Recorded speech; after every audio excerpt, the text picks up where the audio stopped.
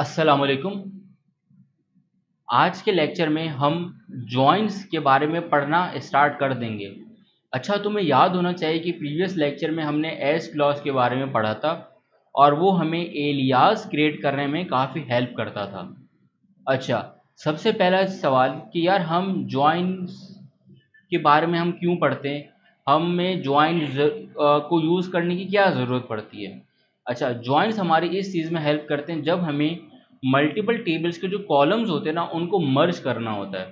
ठीक है ना, मतलब दो टेबल्स की इंफॉर्मेशन को हमें एक ही रिजल्ट सेट में हमें चाहिए होते हैं, सही ना। अच्छा, और हम इसमें कुछ कंडीशंस भी बताते हैं कि यार तुम फर्ज कर लो कि सिर्फ मुझे वो वाली इंफॉर्मेशन को मर्ज करके लाके दो रिजल्ट सेट में जहाँ पे मेरी कुछ वैल्यूज़ जो हैं वो मैच कर रही हों, और वो वाला डेटा लाकर ना दो जहाँ पे मेरी वैल्यूज़ जो हैं वो मैच नहीं कर रही।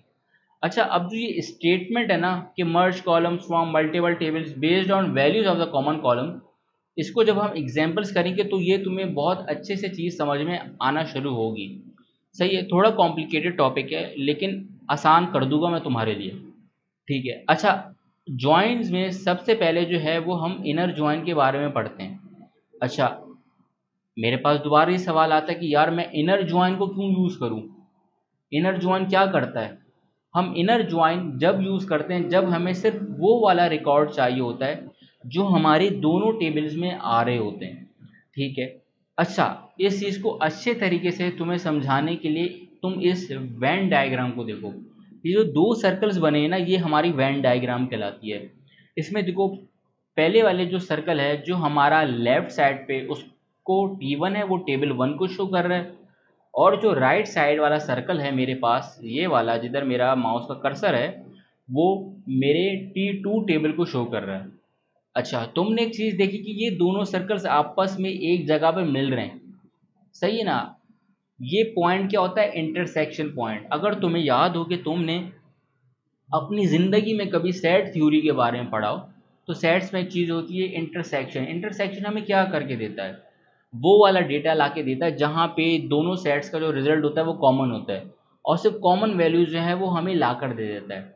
तो इनर जॉइन भी हमें यही काम करके देता है। ठीक है। अच्छा, अब मैं चलता हूँ इसके सिंटैक्स पे। इसका सिंटैक्स बड़ा आसान है। सिंटैक्स में पहला सिंटैक्स अगर तुम देखो तो क्या कह रहा है, सिलेक्ट कर लो सारे कॉलम्स को स्टेरिक्स फ्रॉम टी वन के टेबल में से सारे कॉलम्स को तुम सेलेक्ट कर लो, लेकिन रुको, सब्र करो, उसको इनर ज्वाइन करो टेबल 2 से। और कब करना है, कब हमने दोनों टेबल्स को आपस में ज्वाइन करना है, जहाँ पे मेरा टेबल 1 का एक कॉलम बराबर है मेरे टेबल 2 के एक कॉलम से। ठीक है ना, जहाँ पे ये बराबर होंगी वो वाला रिजल्ट जो है वो ज्वाइन कर कर मुझे ला कर दे दो। अच्छा, इसके दूसरे सिंटैक्स में भी ज़्यादा डिफरेंस नहीं है।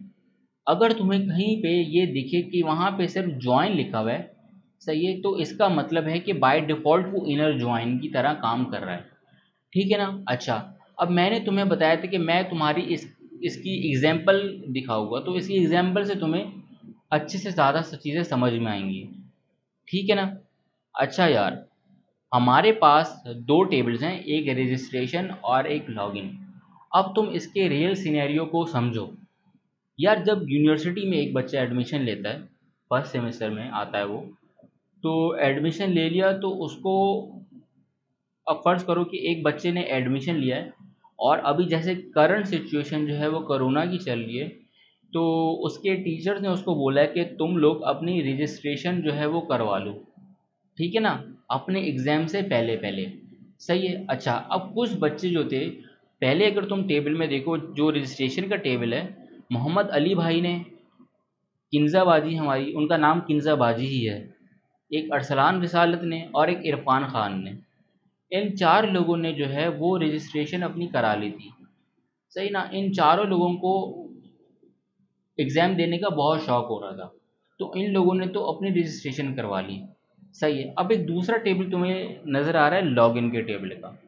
अच्छा, लॉगिन के टेबल में तीन कॉलम्स हैं हमारे पास, एक रजिस्ट्रेशन नंबर, एक एक्स्ट्रा कॉलम है एनरोलमेंट नंबर का, और एक कॉलम है हमारे पास नेम का। अच्छा, लॉगिन के टेबल में ये वो लोग हैं जो लोग एग्ज़ाम के दिन पेपर देने आए, सही ना, मतलब एक हमारा CMS पोर्टल था, सही है, वहाँ पे ये लोग लॉगिन हुए और वहाँ पे इन लोगों ने एग्ज़ाम दिया, सही है ना। क्योंकि आजकल जो है वो एग्ज़ाम्स पहले जो थे वो ऑनलाइन एग्ज़ाम्स कुछ ऐसे ही हो रहे थे कि हमें एक CMS पोर्टल दे दिया जाता था, वहाँ पे हम लॉगिन होते थे अपने उससे क्रेडेंशियल से, और फिर वहाँ पे जाके हम एग्ज़ाम अपना देते थे, ठीक है ना। अच्छा, अब तुम्हारे सामने दो टेबल्स हैं, रजिस्ट्रेशन का टेबल, लॉगिन का टेबल। रजिस्ट्रेशन के टेबल में सिर्फ दो कॉलम्स हैं, रजिस्ट्रेशन नंबर नेम का, और लॉगिन के टेबल में हमारे पास तीन कॉलम्स हैं, रजिस्ट्रेशन नंबर, एनरोलमेंट नंबर और नेम का, ठीक है ना। अब मुझे क्या करना है, तुम्हें जाहिर सी बात है मैंने तुम्हें इनर जॉइन की एग्जांपल दे रहा हूँ मैं अभी, सही है, तो मैं इनर जॉइन को परफॉर्म कर कर ला कर दूंगा। अच्छा, इनर जॉइन मुझे कौन सा रिजल्ट ला कर देगा, ये मुझे हेल्प करेगा उन बच्चों को ढूंढने में जिन बच्चों ने रजिस्ट्रेशन भी की है और उन बच्चों ने एग्ज़ाम भी दिया है। मतलब जाहिर सी बात है एग्ज़ाम देने के लिए वो लॉगिन तो हुए होंगे, ठीक है। तो इनर जॉइन मुझे सिर्फ वो वाला रिजल्ट ला कर दे देगा जो लोग रजिस्ट्रेशन भी इन्होंने कर लिए और वो लोग एग्ज़ाम के लिए CMS पोर्टल पे लॉगिन भी हुए हैं, ठीक है ना। तो वो दोनों टेबल्स में मेरे पास आ रहे होंगे। अब देखो तुम, मैंने क्यूरी क्या लिखी है, सिलेक्ट कर लो स्टैटिक सारे कॉलम्स को रजिस्ट्रेशन के टेबल में, लेकिन रुको, सब्र करो, इनर ज्वाइन करो लॉगिन के टेबल से। अब मैंने रजिस्ट्रेशन और लॉगिन के टेबल को क्या किया है, इनर ज्वाइन किया है, लेकिन मैंने एक कंडीशन भी तो लगानी है ना। मैंने कंडीशन ये लगाई है कि जहाँ पे मेरा रजिस्ट्रेशन जो टेबल है उसका रजिस्ट्रेशन नंबर जो मेरे पास कॉलम है वो बराबर हो मेरे पास लॉगिन के रजिस्ट्रेशन नंबर के कॉलम से। अब जहाँ जहाँ पे इन दोनों कॉलम्स में जो वैल्यू है मैच हो रही होगी ना, सिर्फ वो वाला रिकॉर्ड मेरे पास आ जाएगा।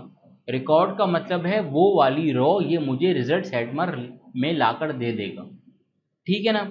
अच्छा, अगर तुम मेरा रिजल्टिंग सेट देखो तो मेरे पास एक टेबल आ रहा है जिसका मैंने अभी नाम दे दिया क्या, CMS पोर्टल, ठीक है ना। अब इसमें देखो, अब हम इसको देखते हैं। अगर मैं रजिस्ट्रेशन के टेबल में दिखूँ तो मोहम्मद अली भाई ने जो थी वो रजिस्ट्रेशन की थी, उनके पास रजिस्ट्रेशन नंबर जो था वो 423121 था। अगर तुम लॉगिन में रजिस्ट्रेशन नंबर में देखो तो तुम्हें क्या ये 423121 नज़र आ रहा है, नहीं नज़र आ रहा, मुझे तो नज़र नहीं आ रहा, ठीक है। अच्छा, किंजाबाजी जिन्हें पढ़ने का बहुत शौक था, जो बहुत अच्छा रट्टा लगाती थी, उनका रजिस्ट्रेशन नंबर था 423122। क्या उनका लॉगिन के टेबल में तुम्हें रजिस्ट्रेशन नंबर नज़र आ रहा है 423122? जाहिर सी बात है पढ़ने वाली लड़की हैं तो एग्ज़ाम में तो आएंगी ये, CMS पोर्टल पे तो लॉगिन हुई है ये, तो हाँ ये नज़र आ रही है। तो तुम देख सकते हो कि मेरा रिजल्टिंग सेट में इन्होंने उसकी रॉ लाकर दे दी है। अच्छा, अब ये मुझे उसकी भी रॉ ला के देगा जो रजिस्ट्रेशन में आ रहा होगा और उसका भी रॉ ला के देगा जो लॉगिन के टेबल में आ रही होगी। तुम देखो, रजिस्ट्रेशन नंबर और नेम जो रजिस्ट्रेशन के टेबल में आ रही थी उसने 423122 और किंजाबाजी वो वाली रॉ मुझे लाकर दे दी, ये देख सकते हो तुम जहाँ पे मेरा माउस का कर्सर है। और लॉगिन के टेबल में से भी जहाँ पे किंजाबाजी आ रहा है, जहाँ पे रजिस्ट्रेशन नंबर मेरा मैच कर रहा है 423122, इसने मुझे लाकर दे दी विद एडिशनल कॉलम, क्योंकि लॉगिन के टेबल में एडिशनल कॉलम है एनरोलमेंट नंबर का, तो देखो उसने मुझे एनरोलमेंट नंबर भी लाके किंजाबाजी का दे दिया है। इसी तरीके से हमारे पास एक और लड़के थे जिन्होंने रजिस्ट्रेशन भी कराई, एग्ज़ाम की तैयारी भी की और एग्ज़ाम वाले दिन CMS पोर्टल पे लॉगिन भी हुए। वो थे हमारे इरफान भाई, इरफान खान, सही है ना। अच्छा, वो भी हमारे पास CMS पोर्टल के रिजल्टिंग सेट में आ गए हैं। अच्छा, ये तो मेरे पास डेटा बड़ा अच्छे से शो हो गया है, लेकिन इसमें एक प्रॉब्लम है यार। इसमें प्रॉब्लम यह है कि मेरे पास कॉलम्स जो हैं वो डुप्लीकेट हो रहे हैं। तुम देखो ना, एक रजिस्ट्रेशन नंबर का कॉलम और एक नेम नंबर का कॉलम। मैं चाहता हूँ कि मेरा रिजल्टिंग सेट में वो रजिस्ट्रेशन नंबर का कॉलम दे एक बार, नेम का कॉलम दे एक बार, और जो एडिशनल कॉलम है जो लॉगिन के टेबल से आ रहा है एनरोलमेंट नंबर वो ला कर दे दे मुझे, ठीक है। तो मैं इसको जब स्क्रॉल डाउन करता हूँ तो देखो ये मैंने तुम्हें करके दिखाया है। सिलेक्ट कर लो रजिस्ट्रेशन के टेबल में से। अब बात सुनो,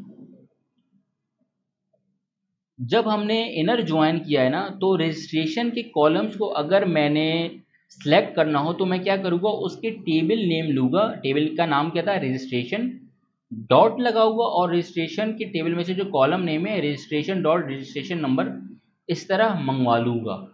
ठीक है ना। इसी तरीके से देखो मैंने एनरोलमेंट नंबर का जो कॉलम था वो सिर्फ लॉगिन के टेबल में से था, तो मैंने किस तरह मंगवाया, लॉगिन डॉट एनरोलमेंट नंबर। फिर मैंने कॉमा किया है, मैंने कहा सिलेक्ट कर लो लॉगिन डॉट नेम को। अब मैंने नेम जो है वो मंगाया लॉगिन के टेबल में से, तुम रजिस्ट्रेशन के टेबल में से भी नेम को मंगवा सकते थे। और मैंने फिर इनर ज्वाइन परफॉर्म किया और मैंने कहा सिर्फ वो वाले रिकॉर्ड्स ला कर दो जहाँ पे मेरा रजिस्ट्रेशन डॉट रजिस्ट्रेशन नंबर बराबर है लॉगिन डॉट रजिस्ट्रेशन नंबर के। तो देखो इसने मुझे बड़ा खूबसूरत सा रिजल्ट ला कर दे दिया है, जिसमें केंजा बाजी और इरफान खान ये वो दो स्टूडेंट्स थे जिन्होंने अपनी रजिस्ट्रेशन भी की और वो एग्ज़ाम वाले दिन CMS पोर्टल पे लॉगिन भी हुए और उन्होंने एग्ज़ाम भी दिया। तो ये डेटा मेरे पास आ गया। अच्छा, ये जो डेटा इस तरह से मेरे पास आ रहा है, इससे तुम्हें ये पता चल जाना चाहिए कि हमारे पास जब मैं बात कर रहा था कि रिजल्टिंग सेट पे कॉलम्स को वो क्या करेगा, मर्ज।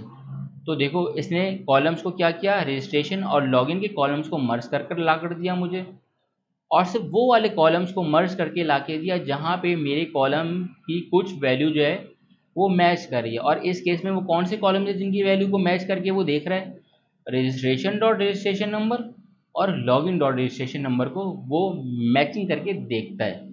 अच्छा, अब हम चलते हैं किस कहाँ पे, पीजी एडमिन में, और इसका प्रैक्टिकल परफॉर्म करके देखते हैं। अच्छा, मैं पीजी एडमिन मैंने ओपन कर लिया और मैं क्यूरी एडिटर में हूँ अभी, और मैं जो सैम्पल डेटा भी यूज़ कर रहा हूँ वो नॉर्थ विंड है। ठीक है ना। अच्छा, सबसे पहले हम क्या काम करते हैं कि हम अपनी ERD डायग्राम जो है वो ओपन कर लेते हैं। मैंने नॉर्थ विंड की ERD डायग्राम ओपन की हुई है। अब तुम्हें ये जो है वो को टेबल नज़र आ रहे होंगे। तुम्हें एक टेबल नज़र आ रहा होगा कस्टमर्स का और एक टेबल नज़र आ रहा होगा ऑर्डर्स का। ठीक है ना। अच्छा, इनके दरमियान देखो कि एक जो है ना वो इस तरीके से एरोज आ रहे हैं। ये तुम्हें देखो मेरा माउस का कर्सर जिधर है ना यूं करके एरोज आ रहे हैं। अब जहाँ पे सर्कल है ना उसको देखो, और यहाँ पे ऑर्डर्स में देखो तो यहाँ पे 3 लाइनें लगी हुई हैं। इसका मतलब अगर तुम समझो तो इसका मतलब ये है कि one customer can make many orders. मतलब एक कस्टमर जो होता है वो बहुत सारे ऑर्डर्स कर सकता है। सही है ना। मतलब कस्टमर्स का होना तो एक ज़रूरी है, और ऑर्डर्स का होना वो एक भी हो सकते हैं एक कस्टमर के लिए, और वो एक से ज़्यादा भी हो सकते हैं, वो मैनी भी हो सकते हैं। अच्छा ठीक। अब तुम एक चीज़ और नोटिस करोगे, कस्टमर्स के टेबल में एक कस्टमर की आईडी आ रही है जो कि क्या होगी, यूनिक होगी कस्टमर्स के टेबल के अंदर। ठीक है। और अब यही देखो कि कस्टमर की जो आईडी है वो ऑर्डर्स के टेबल में भी आ रही है, जो कि यहाँ पे वो यूनिक नहीं हो रही होगी। क्यों? क्योंकि एक कस्टमर जो था वो बहुत सारे ऑर्डर जो है वो कर सकता है, और बहुत सारे ऑर्डर्स में जो है वो कस्टमर की जो एक कस्टमर की आईडी होगी वो तो रिपीट हो रही होगी, जाहिर सी बात है वो रिपीट हो सकती है। तो अब अगर तुम इसको लॉजिकली सोचो तो इस तरह समझो कि यार एक वेबसाइट थी ई कॉमर्स की, जहाँ पे कस्टमर्स तो बहुत सारे थे, लेकिन मैं जो हूँ वो सिर्फ ये चाहता हूँ कि मैं मेरा जो रिज़ल्ट आया है वो सिर्फ उसमें वो वाले कस्टमर्स ला कर दे दे जिन्होंने ऑर्डर्स किए हों। और भी ऐसे कस्टमर्स होते हैं जो सिर्फ विंडो शॉपिंग करने के लिए आते हैं, लेकिन मुझे क्या चाहिए, सिर्फ वो वाले कस्टमर चाहिए जिन्होंने वाकई में ऑर्डर किया हो ना। ठीक है ना। और इस चीज़ को करते हुए मुझे कस्टमर्स की भी इंफॉर्मेशन चाहिए और ऑर्डर्स की भी इंफॉर्मेशन चाहिए। अच्छा, मैंने क्या करना है कि कस्टमर्स की कॉलम्स को और ऑर्डर्स के कॉलम्स को मर्ज करना है, और किस चीज़ की बेसिस पे करूँगा, कि जहाँ पे मेरी कस्टमर्स के टेबल में कस्टमर की आईडी वो मैच करे ऑर्डर्स के टेबल में कस्टमर की आईडी को। ठीक है ना। तो ये काम मेरा इनर जॉइन आराम से कर लेगा। तो चलो आओ, मैं पीजी एडमिन में चलता हूँ और उसको करके देखता हूँ।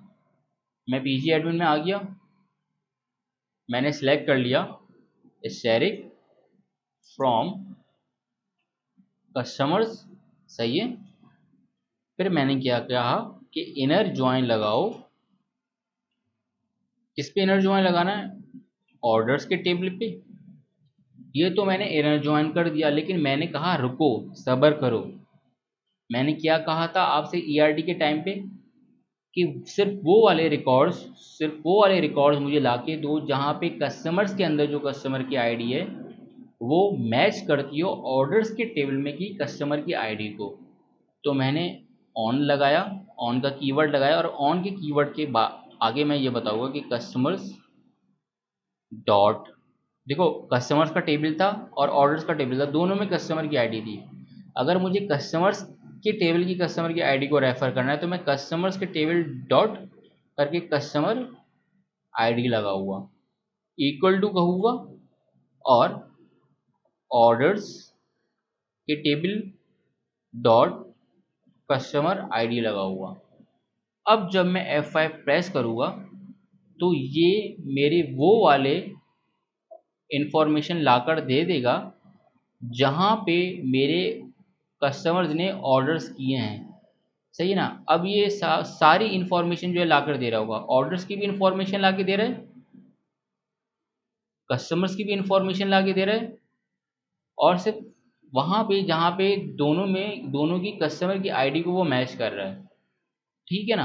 अच्छा, अब रिजल्ट तो मेरे पास आ गया है। देखो इसमें company name, contact title, address, city, region, country, phone, fax, customer ID, order ID, इतना सारा रिकॉर्ड चाहिए। लेकिन क्या तुम्हें इतना सारा रिकॉर्ड चाहिए होगा?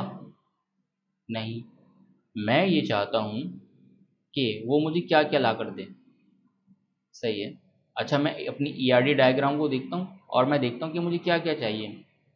कस्टमर्स के टेबल में मैं ये कहता हूँ कि यार अभी दोनों के टेबल्स को तुमने कंबाइन तो कर दिया, लेकिन तुम तो इतना ज़्यादा इन्फॉर्मेशन ला कर दे रहे हो, इतने सारे कॉलम्स को तुमने मर्ज कर दिया। तो एक काम करो कि तुम सिर्फ कस्टमर की आईडी ला के दो, उसका नाम ला कर दो, और ऑर्डर्स के टेबल में से तुम सिर्फ ऑर्डर की आईडी ला कर दो, और उसकी एक काम करो तुम शिप नेम बता दो, शिपमेंट का नाम बता दो। ठीक है ना? सिर्फ ये वाला रिकॉर्ड, ये वाली जो है इन्फॉर्मेशन तुम मुझे ला कर दे दो। तो अब मैं क्या करूँगा? मैं पीजी एडमिन में चलता हूँ। मैं क्या करता हूँ कि इस शेयर को हटा देता हूँ, कस्टमर डॉट कस्टमर आईडी मंगवाई मैंने, ठीक है, कस्टमर डॉट कॉन्टैक्ट नेम मंगवाया मैंने। अच्छा, मैंने एंटर मार देता हूँ ताकि मैं आसानी से कर लिख सकूँ। और अब मुझे क्या चाहिए? मैंने कहा कि ऑर्डर्स के टेबल में से तुम ऑर्डर आईडी ला कर दो, और ऑर्डर्स के टेबल में से तुम जो है वो क्या ला के दो? Ship name. अच्छा, मैं अब देख लेता हूँ कि यही नाम है, मैं इसको कंफर्म कर लेता हूँ। आगे आगे गया, आगे गया, ऑर्डर आईडी बिल्कुल ऐसे ही लिखा हुआ है।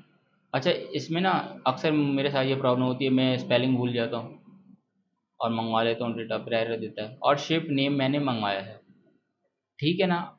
अब जब मैं F5 प्रेस करूँगा तो देखो, अच्छा अब जैसे ये है, इसने मुझे एरर दे दिया है।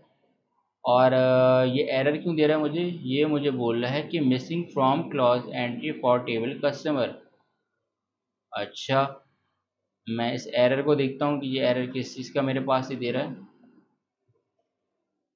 तो अच्छा हाँ, कस्टमर्स नहीं है, कस्टमर डॉट कस्टमर आईडी नहीं है, वो कस्टमर्स है। ठीक है ना? मैंने कहा था ना स्पेलिंग में अक्सर मैं वो हो जाता हूँ। अब F5 प्रेस करते हैं हम। देखो इसने मुझे रिजल्ट लाकर दे दिया है। कस्टमर्स के टेबल में से कस्टमर की आईडी मंगवाई थी, वो ये लाकर दे रहा है मुझे। सही है। कॉन्टैक्ट नेम कस्टमर्स के टेबल में से मंगा रहा था, उसने कॉन्टैक्ट नेम भी बता दिया। मैंने ऑर्डर्स के टेबल में से ऑर्डर की आईडी मंगवाई थी, वो भी उसने बता दी। और मैंने ऑर्डर्स के टेबल में से उसका शिपमेंट का नाम भी मंगवाया था, उसने मुझे वो भी बता दिया। तो जहाँ पे मैंने डेफिनेशन अपनी पढ़ी थी, हम वापस से चलते हैं कि हमारे पास ज्वाइन जैसे मैंने अभी यूज़ किया है, वो क्या करता है कि कॉलम्स को मर्ज कर देता है। देखो, इसने मुझे दोनों टेबल्स के कॉलम्स को मर्ज कर कर ला कर दे दिया, लेकिन उसने कहा सिर्फ वो वाले कॉलम्स को मर्ज करता है। किस चीज़ की बुनियाद पे?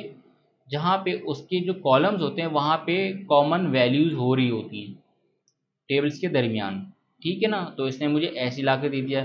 कौन से कॉमन वैल्यूज़, जिनकी बेसिस पे यहाँ पे किसको मैच कर रहा था, ये कस्टमर की आईडी को, और ऑर्डर्स के टेबल में कस्टमर की आईडी को। ठीक है ना। तो इनर जॉइन जो है वो हमारा क्या करता है कि सिर्फ वो वाला ऑर्डर रिकॉर्ड को रिट्रीव कर कर ला कर देता है जो दोनों टेबल्स में आ रहे होते हैं। ठीक है ना। ठीक है। अच्छा, अब एक और चीज़ है क्या, अगर मैं यहाँ पे इनर हटा दूँ ना तो भी मुझे ये सेम रिजल्ट ला कर देगा। तो बाय डिफ़ॉल्ट जॉइन अगर आप लगाते हो तो वो इनर जॉइन ही होता है। ठीक है। दूसरी चीज़ ये कि अगर मैं फ्रॉम कस्टमर जो है वो क्या करूँ, इसको हटाऊँ और यहाँ पे ले जाऊँ और ये जो है यहाँ पे लगा दूँ, तो तुम्हारे ख्याल से क्या होगा, रिज़ल्ट क्या आएगा? मेरे पास अभी भी रिज़ल्ट सेम आएगा। ठीक है ना। तो इसमें ऑर्डर का जो है ना, ऑर्डर मतलब अगर तुम कस्टमर्स पहले लगा दो या ऑर्डर्स बाद में लगा दो ज्वाइन के, तो उसमें कोई मसला नहीं होगा, वो डेटा सेम देगा। ठीक है ना। अच्छा, आज के लेक्चर में हमने क्या क्या पढ़ा है। हमने सबसे पहले जॉइंट्स के बारे में पढ़ा, इनर जॉइन की थ्योरी को देखा, उसको अच्छे तरीके से समझने की कोशिश की, सिंटैक्स को देख लिया हमने, एग्जाम्पल को करके देखा, और उसके बाद हमने इसको पीजी एडमिन में परफॉर्म करके देखा। ठीक है ना। अच्छा, आज के लेक्चर में इतना ही रखते हैं। होपफुली तुम्हें चीज़ें समझ में आई होंगी। मुझे पता है कि थोड़ा कॉम्प्लिकेटेड है, इस वीडियो को 2-3 मरतबा देखना तो चीज़ें आहिस्ता आहिस्ता क्लियर हो जाएंगी तुम्हारे। और फिर भी अगर कोई चीज़ समझ नहीं आती तो कमेंट सेक्शन में मुझसे पूछ लेना, मैं जवाब दूंगा तुम्हें। और बस इतना ही रखते हैं। मेरी इस वीडियो को लाइक करना, चैनल को सब्सक्राइब कर लेना, और अपना ख्याल रखना। अल्लाह हाफिज़।